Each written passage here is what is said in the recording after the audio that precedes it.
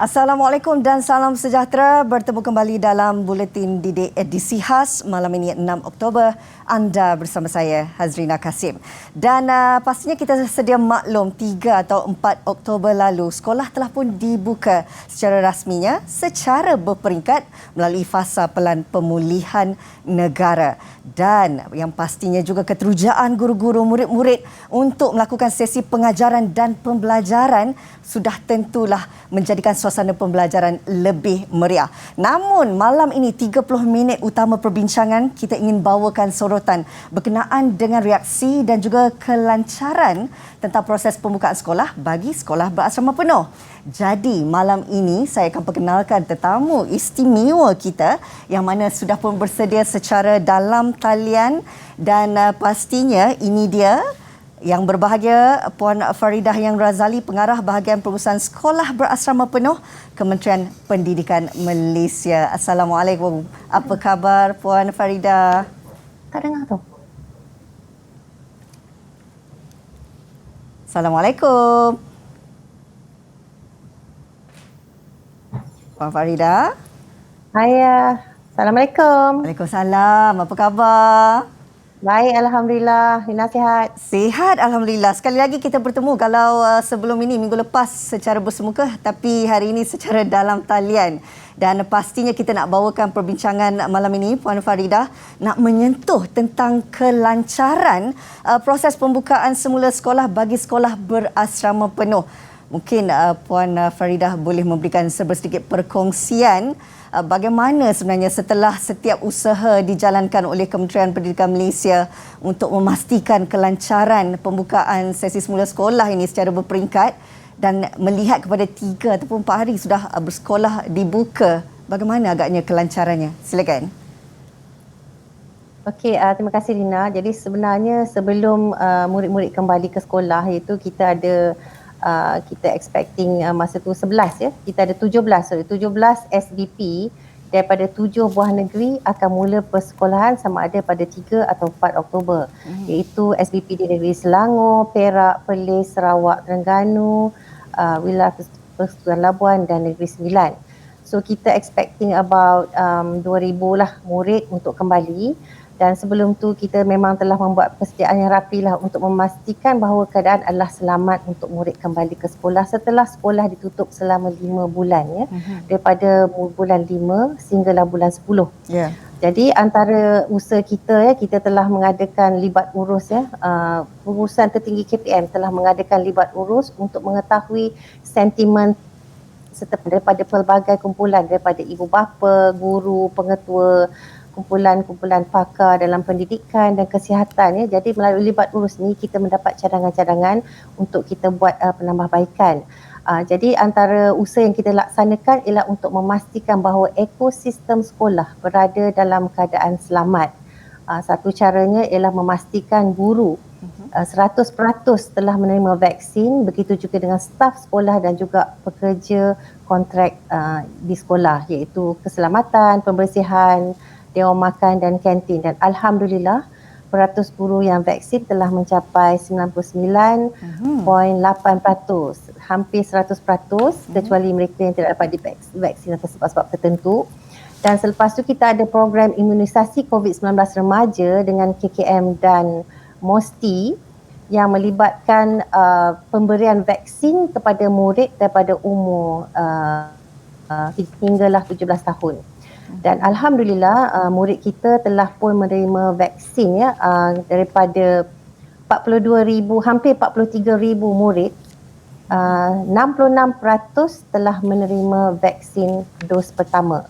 Kalau kita tengok tingkatan 4 dan tingkatan 5 telah mencecah 90% yang menerima dos pertama, dan bagi murid tingkatan 1 hingga tingkatan 3 sudah 50%. Jadi kita memang faham bahawa ada parents yang agak keberatan nak hantar anak ke sekolah sebab mereka akan kata guru dah vaksin, pekerja dah vaksin, bagaimana dengan anak-anak kami. So melalui usaha bersama dengan KKM dan MOSTI, kita dah berjaya melaksanakan program vaksinasi di mana setengah daripada SBP kita sendiri menjadi PPV ya, untuk pemberian vaksin kepada murid. Dan kini kita telah pun hampir 1,900 murid daripada tingkatan 5, tingkatan 6 dan juga pelajar International Baccalaureate Diploma Program. Kehadiran sehingga hari ini adalah 9.5%, which is good. Kita ada daripada Terengganu masuk pada 3 hari bulan dan juga negeri-negeri lain itu pada 4 hari bulan. Dan sebelum itu pengurusan tertinggi KPM juga telah melaksanakan pemantauan di sekolah-sekolah untuk memastikan keadaan ada dalam keadaan yang selamat ya, dan mematuhi SOP pengurusan dan pembukaan semula sekolah versi 3.0. Okey, baik. Kalau dilihat tentang usaha yang dilakukan oleh KPM ini, pastinya dari segi pemantauan yang telah pun disebutkan oleh Puan Farida ini benar-benar bertujuan untuk membantu dari aspek kebersihan, keselamatan dan pematuhan SOP. Saya nak menyentuh tentang aspek keselamatan ini yang menjadi faktor utama yang dititik beratkan dalam usaha KPM untuk menjamin keselamatan murid-murid. Dari nak menjaga ekosistem di semua SBP ini, kalau boleh dapat diterangkan sedikit tentang langkah-langkah yang dilakukan di peringkat SBP sendiri. Silakan. Okey, terima kasih Rina. Okey, jadi tadi kita dah terangkan tentang vaksinasi untuk guru, warga sekolah dan pekerja dan begitu juga murid. Di samping itu kita juga membuat beberapa penambahbaikan kepada SOP versi 2.0 memandangkan kita ada varian Delta yang airborne. Jadi di sini kita perlukan pengudaraan serta pencahayaan yang baik. Yeah. So disebabkan kita kena memastikan sekolah ada pengudaraan baik. Jadi semua pintu dan tingkap mesti dibuka. Semua langsing tanggalkan. Semua skirting tanggalkan. Begitu juga scallop-scallop tu kita perlu tanggalkan untuk memastikan pengudaraan adalah baik. Jadi di situ murid akan berada dalam keadaan masih ada penjarakan ya, 1 meter, sekurang-kurang 1 meter. Kita ada juga SOP seperti laluan-laluan di tanda, kerap mencuci tangan dan juga peraturan-peraturan seperti kita tidak benarkan murid itu keluar bermalam ataupun outing, sebab bila mereka keluar mereka akan terdedah kepada risiko jangkitan. Dan antara yang perkara baru yang kita perkenalkan ialah melaksanakan saringan COVID-19 menggunakan ujian kendiri ataupun the self-test kit. Jadi sewaktu murid ini nak mendaftar masuk, kita akan memastikan murid melaksanakan saringan COVID-19 menggunakan self-test kit. Jadi murid ini sewaktu mendaftar, ibu bapa akan tunggu, yang dihantar oleh ibu bapa, mereka akan tunggu di luar dan setelah selesai mendapat result, baru murid itu boleh mendaftar. Sekiranya resultnya negatif, murid boleh mendaftar masuk. Sekiranya positif, maka kita akan minta ibu bapa membawa kepada fasiliti kesihatan yang berhampiran untuk tindakan selanjutnya. So mungkin KKM akan minta untuk membuat RT-PCR test. Okey, kita ada juga murid yang menaiki bas sekolah ya. Untuk pengetahuan Rina, pihak KPM, pihak BPSBP, kita menyediakan pengangkutan bagi pelajar terutama sekali yang kumpulan B40 untuk kembali ke sekolah. Contohnya kalau murid tu daripada Perlis nak kembali ke Putrajaya, kita akan sediakan bas untuk menjemput murid tersebut ya. So kita ada perjalanan daripada Terengganu ke Kuala Lumpur, Terengganu ke Seremban, Johor ke Kuala Lumpur. So kita ada pergerakan yang diatur dengan rapi. Jadi murid-murid ini sebelum mereka menaiki bas, mereka akan melaksanakan ujian kendiri ini. Sekiranya negatif, barulah mereka boleh naik bas dan seterusnya dihantar ke sekolah masing-masing. Bagi murid yang mendaki kapal terbang ataupun feri, begitu juga mereka dikandaki melaksanakan saringan COVID-19 ini sebelum mereka menaiki kapal terbang ataupun feri. So biasanya tu di pick up point tu ya ialah sekolah SPP sendiri. Untuk pengetahuan juga, selain daripada saringan sewaktu pendaftaran, murid-murid ini juga akan melaksanakan saringan COVID-19 pada hari ke-6 berada di asrama dan juga pada hari ke-14. Selain itu, sekiranya mereka bergejala, mereka juga akan melaksanakan self-test kit ini dan juga diisolasi ya sekiranya mereka bergejala sewaktu berada di sekolah. Dan kita juga sekolah berhubung rapat dengan pejabat kesihatan daerah untuk tindakan selanjutnya. Baik, Puan Farida, saya percaya itu antara garis panduan yang sudah pun ditetapkan bagi memastikan benar-benar keselamatan murid-murid ini dapat dijamin. Sebentar lagi kita akan kembali semula. Mungkin kita nak tahu serba sedikitlah berkenaan dengan pergerakan keluar masuk murid-murid ini. Adakah sebarang kelonggaran diberikan? Semuanya di Buletin Didik edisi khas selepas ini.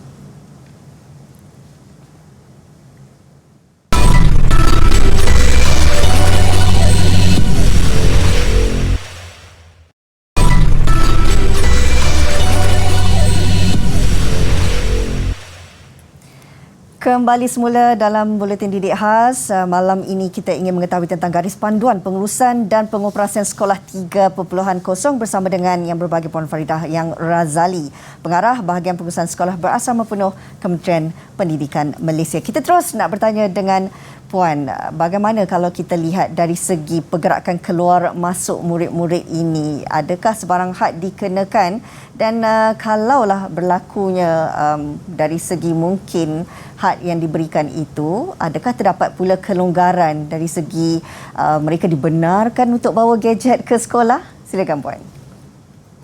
Okey, sebenarnya peraturan tu ketat tu adalah untuk memastikan keselamatan murid ya sehingga semua selesai vaksin. Mungkin kita akan lihat semua peraturan ini dan juga apabila daripada pandemik kita berubah kepada endemik.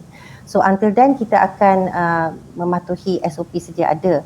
Kita ada kelonggaran juga kepada murid iaitu dari segi kehadiran, because kita maklum bahawa ada ibu bapa yang masih merasa risau ya ataupun kurang yakin untuk menghantar anak ke sekolah atas faktor keselamatan. Mungkin murid ini mempunyai alahan atau sebagainya.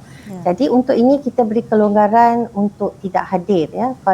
Untuk tidak hadir kalau sebelum ini kita akan beri amaran untuk sekiranya murid tak hadir, tapi kali ini kita tidak akan menganggap itu sebagai satu kesalahan disiplin. So tetapi ibu bapa diminta memaklumkan kepada pihak sekolah secara bertulis. Kita berkaitan dengan gadget, memandangkan mereka ni tidak dapat berjumpa ibu bapa. Kita ada kelonggaran untuk gadget dibenarkan ya, seperti iPad, mereka ada bawa tab. Mereka boleh menggunakan gadget di sekolah. Tetapi untuk penggunaan handphone itu sekiranya dibawa tu dia perlu ada kawalan oleh pihak sekolah ya. Dia perlu ada SOP as in di mana nak simpan gadget itu, waktu bila dia boleh digunakan, dan kalau gadget itu waktu-waktu yang dibenarkan untuk menggunakan. Sekiranya dibenarkan dia perlu ada kawalan yang ketat. Selain itu kita juga ada juga soalan dan rungutan daripada ibu bapa. Sekolah dah tutup sekian lama, jadi kita kata baju dah ketat, kasut pun dah tak muat. Jadi untuk ini antara kelonggaran yang kita benarkan ialah untuk mereka memakai pakaian yang kemas, sesuai dan sopan, asalkan sesuai untuk hadir ke sekolah disebabkan pakaian sekolah dah tak muat. Jadi kita bagi kelonggaran sebab KPM sebenarnya hendak murid ini kembali ke sekolah ya, disebabkan terlalu lama tutup PDPR ni dia akan timbul kesan yang negatif. Bila berlaku PDPR terlalu lama, gadget tak cukup, ataupun mereka ada masalah data, dan bila terlalu lama mereka jadi bosan dan hilang motivasi.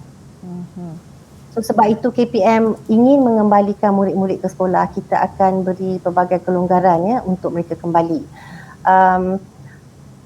Kalau kita biar terlalu lama, kita tidak hendak murid ni dah merasa jauh ataupun renggang daripada persekolahan. Because ada juga di antara murid yang dah bekerja dan mereka pun dah hati tu dia tidak ada kepada sekolah. Baik, itu yang sebenarnya kita nak elakkan daripada situasi itu berlaku, dan pasti dengan kelonggaran yang diberikan ini sekurang-kurangnya mengurangkanlah rasa kerinduan kalau ibu bapa tak dapat berjumpa dengan anak-anak dan sebagainya. Baik, kita nak menyentuh juga tentang aspek keselamatan apabila murid-murid ini menjalankan aktiviti di sekolah. Dan pastinya seperti aktiviti sukan ataupun co-curriculum ini dalam situasi kita berdepan dengan pandemik COVID-19 ini, adakah sudah dibenarkan murid-murid ini menjalankan aktiviti-aktiviti ini? Puan. Okey ya, Rina, kita tahu ya anak-anak ini sebenarnya hati tu ingin sangat nak bermain ya. Mereka nak bermain dan mereka nak kembali dan kita lihat mereka gembira menjumpa kawan-kawan di sekolah ya. Tapi untuk masa ini sukan yang kita tidak benarkan sukan yang menyebabkan yang ada kontak seperti rugby. Okey, kita ada sekolah-sekolah yang memang dia punya permainannya ialah rugby. Kita ada bola sepak, apakah permainan seperti ini kita belum benarkan ya, sebab dia melibatkan close contact ataupun contact sports. Jadi yang kita benarkan ialah sukan secara persendirian, riadah ya, kalau kita nak berjogging ataupun kita main badminton ya, di mana jarak di antara satu dengan lain adalah jauh. Permainan seperti tenis, badminton, dan mereka boleh beriadah, mereka boleh buat senaman dengan penjarakan 1, 2 atau 3 meter antara satu sama lain.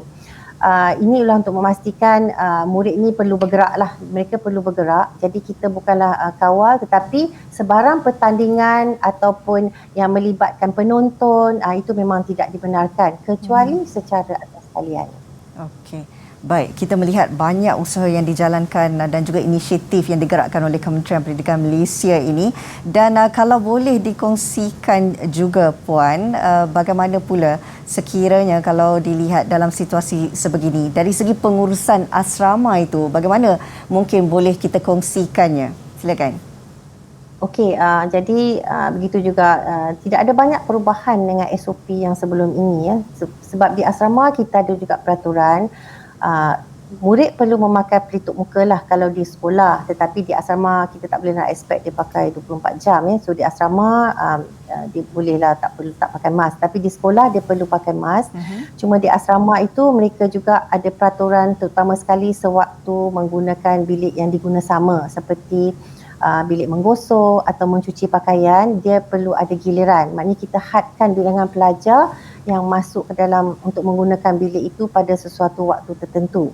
Kalau waktu makan ya, di Dewan Makan, kita hanya benarkan sama ada makanan berbungkus ataupun pack, hidangan secara individu ataupun buffet, tetapi perlu ada pramusaji ya, untuk menyajikan makanan tersebut. Mereka juga penggunaan bilik air perlu disanitasi secara berkala. So every time dia kena berkala, dan seperti yang saya cakap tadi, kita minta tanggalkan semua langsir supaya ada pengudaraan yang baik. Tetapi langsir di kamar pelajar puteri itu kita tak bolehlah tanggalkan atas disebab-sebab besi. Tetapi apabila tidak digunakan, bolehlah kita ikat ke tepi dan kita buka tingkap tu supaya ada pengudaraan. So bila kita pelajar puteri dah masuk ke asrama, bolehlah ditutup langsir itu. Okey. Baik, Puan Farida, pastinya ini juga situasi untuk kita benar-benar memberi keyakinan dalam kalangan ibu bapa apabila menghantar anak-anak mereka ke sekolah semula. Sekurang-kurangnya redalah sikit kerisauan ibu bapa tu. Cuma nanti kita ingin bangkitkan persoalan bagaimana pula dari segi pembelajaran anak-anak yang mungkin ibu bapanya belum bersedia untuk menghantar anak-anak selepas ini dalam Buletin Didik edisi khas.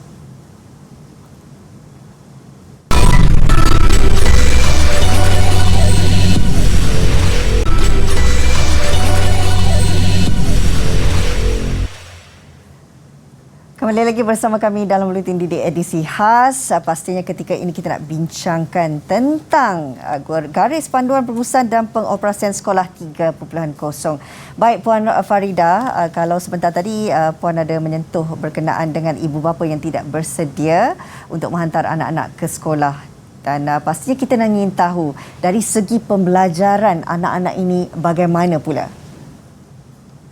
Okey, sebenarnya apabila anak-anak ni berada di rumah, so mereka kalau sebelum ini semua orang berada di rumah, jadi kita boleh laksanakan pelajaran secara atas talian contohnya ya. Tapi sekarang ni cikgu berada di sekolah dengan murid, dan murid yang tidak hadir itu berada di rumah. So yang ni dia memerlukan persediaan dari segi peralatan lah supaya murid ini kalau boleh dia ikuti pelajaran itu secara online. Ada SBP yang ada kemudahan ini ya, iaitu dia mesti ada smart TV, kamera, mic semua. Jadi untuk pelajar itu mengikuti pelajaran secara online sewaktu guru mengajar murid secara bersemuka. Tetapi bukan semua SBP yang ada fasiliti inilah.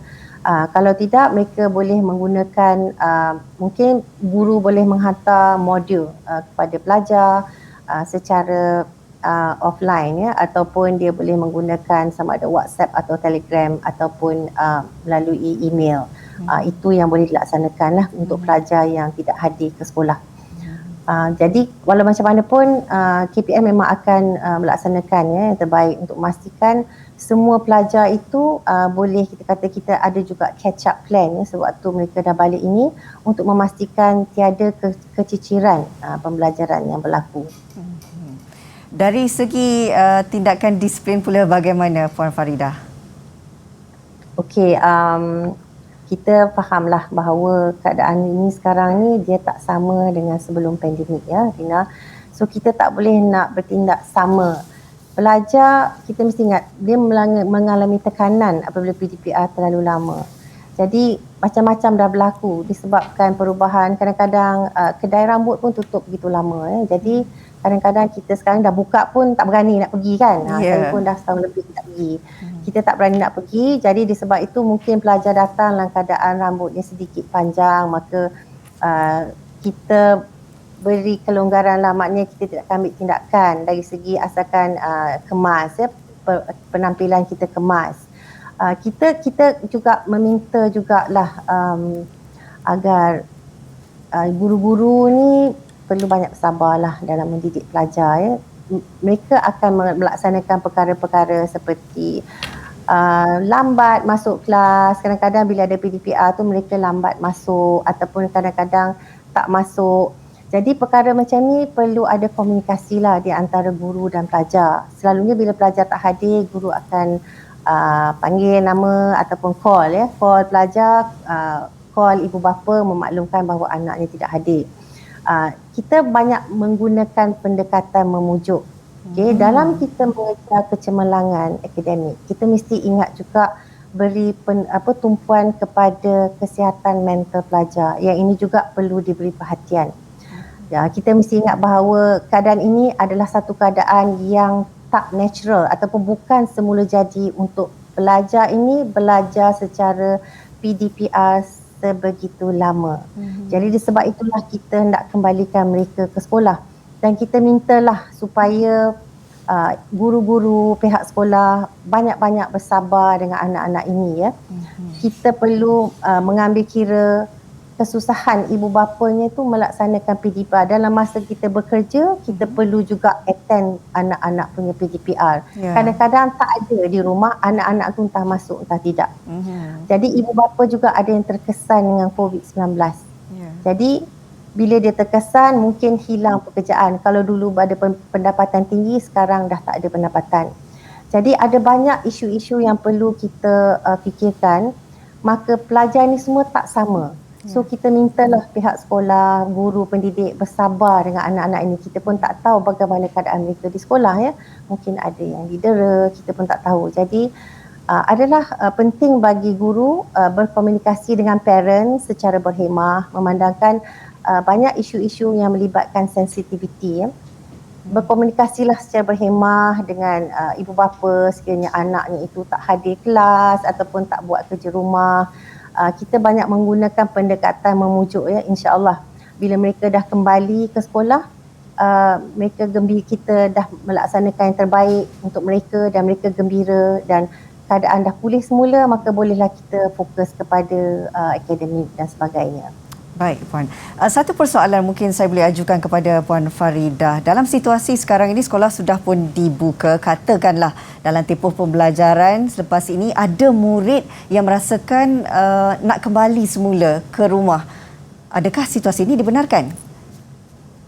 Okey, buat masa ni kita tak benarkan murid kembali ke rumah kecuali di atas sebab-sebab kecemasan. Okey. Okey, kalau ada kecemasan seperti contohnya ada kematian ataupun sakit tenat dalam kalangan ahli keluarga ataupun mereka sendiri perlu mendapat rawatan di mana dia ada diperlukan. Okey, kita benarkan untuk keluar, tetapi setelah kembali mereka perlu membuat saringan kendiri COVID-19 ya. Dan of course kalau pelajar tu bergejala ataupun dia merupakan kontak rapat atau memang tidak dibenarkan kembali ke asrama. Sebenarnya kita ada lagi murid ya. Tadi saya kata 95.5% yang hadir. Masih ada yang tak hadir sebab ada juga pelajar-pelajar kita yang positif COVID. Jadi yang positif COVID ni mereka adalah dalam kuarantin, ada yang di rumah, ada yang di hospital. Ada juga pelajar yang tidak kembali sebab mereka masih menunggu dos kedua vaksin. Ada juga yang flightnya pun dia tak dapat, especially yang di Miri ya, pelajar kita di Miri tu mereka akan tiba lewat 9 Oktober. Ada juga yang menunggu vaksin, ada juga yang merupakan close contact pada keluarga. Jadi pelajar-pelajar ini memang belum kembali. So setelah kembali mereka akan melaksanakan saringan menggunakan ujian kendiri COVID-19. Okey, Puan Farida, sedar tak sedar kita dah hampir kepada penghujung siaran. Mungkin sedikit ringkasan pesanan buat ibu bapa yang sedang menonton ketika ini. Silakan. Okeylah, yang pertama sekali saya mengucapkan terima kasihlah kepada warga sekolah ya, guru-guru yang begitu bertukus lumus menyediakan sekolah ya, agar anak-anak kita boleh kembali. Kita tahu juga ibu bapa juga mengalami tekanan ya apabila terpaksa mengendalikan anak, PDPR dan sebagainya. Mudah-mudahan ya kita minta kerjasamalah daripada ibu bapa ke atas semua usaha yang dilaksanakan oleh KPM dari segi vaksin anak, vaksin guru. Kita meminta kerjasama penuhlah daripada guru dan ibu bapa ke atas semua program-program yang KPM laksanakan. Dan kita juga minta supaya ada komunikasi yang kerap lah dan berkala antara ibu, bapa dan guru, sebab kita pun ada kumpulan-kumpulan seperti Telegram, WhatsApp dan Telegram untuk berkomunikasi ya. Dan this is not an easy time for us.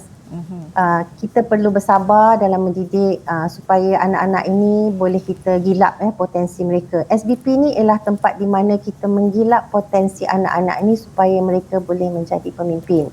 Dengan sebab itu kita perlu melaksanakan perkara dengan penuh komitmen dan juga usaha yang gigih lah. Jadi saya minta kerjasama semua pihak agar menyokonglah usaha KPM. Baik, kami juga di Buletin Didik edisi khas malam ini mendoakan agar segalanya berjalan dengan rancak dan juga lancar. Pastinya kesihatan murid-murid juga dapat dijamin. Terima kasih Puan Farida Yang Razali, Pengarah Bahagian Pengurusan Sekolah Berasrama Penuh Kementerian Pendidikan Malaysia, untuk perkongsian yang sangat bermanfaat ini. Jumpa lagi. Assalamualaikum. Baik, itu dia tadi tentang garis panduan pengurusan dan pengoperasian Sekolah 3.0 sifar, dan pastinya ia juga dapat memberikan pelbagai maklumat perkongsian yang penting kepada anda semua. Jumpa lagi. Assalamualaikum. Saya Hazrina Kasim mengundurkan diri.